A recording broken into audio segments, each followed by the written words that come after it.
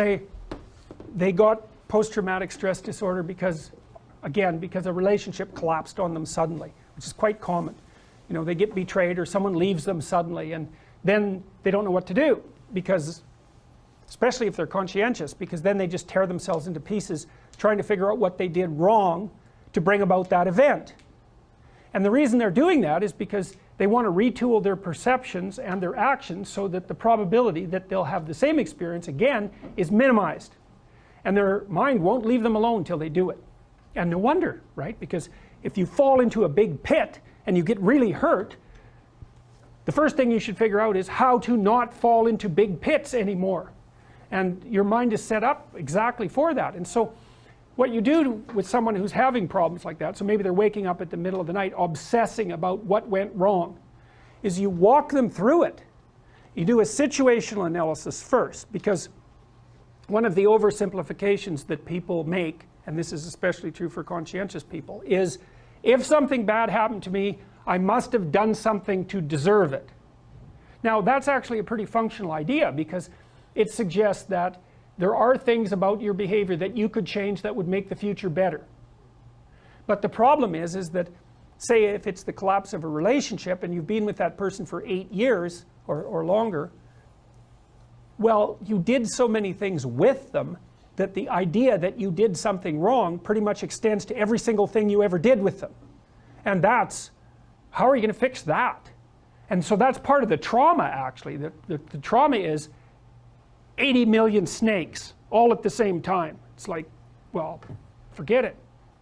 You don't have time to go through all that material. And so partly what you do is with people, and this is what you should do with yourself too, is you do a situational analysis. It's like, don't be assuming necessarily that the thing that happened to you only happened to you because of what you did or didn't do. There's all sorts of factors at play. So one of the things that sometimes I do with clients is, if they were in a relationship and I can get some reasonable personality information about both of them, I can point out where they were temperamentally incompatible. You know, like if you're a highly conscientious person and your partner is very, very low in conscientiousness, it's like, well, good luck to you two. How the hell are you ever going to work that out? Because you want everything to be exactly where it's supposed to be, and you're working all the time, and your partner could care less whether things were where they're supposed to be, and they're not going to work. And you can butt heads about that forever. The probability that you're going to shift it, you know, except to some minor degree, is very, very low. And so sometimes you end up with someone with whom you get along very well on one temperamental dimension, and you're an absolute catastrophe on the other 4. And the probability that you're going to be able to mediate a huge temperamental difference is extremely low. You wouldn't expect yourself to mediate a huge intellectual difference, right? You're going to make the other person smarter, or maybe you smarter, depending on who you're with. It's like, no, probably not. A bit, maybe. So you do a situational analysis. And so what you're trying to do is to extract out information from your past and your present that will enable you to conduct yourself properly into the future. When I work with individuals who have had a traumatic breakup, even those who their breakup has caused mental traumatic damage, we walk through every part of themselves in every relationship that comes to mind. I don't guide that much at the start. I don't really know what happened. I had to hear your story. You have to tell me.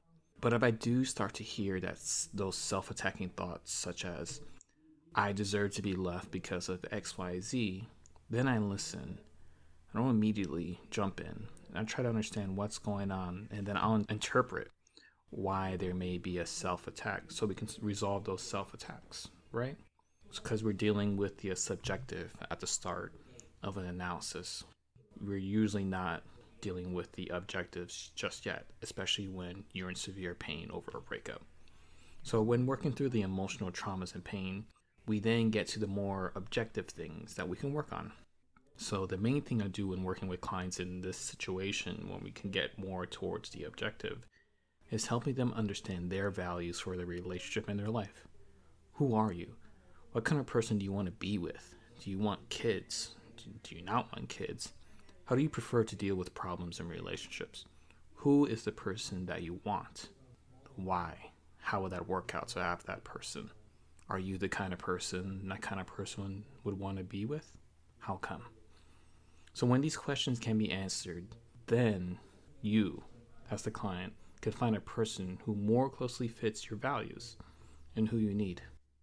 All right, thank you everyone. It's Adam Ayala, your modern psychoanalytical relationship specialist. I hope this gave you some new thoughts, some things to think about, and I'll catch you next time.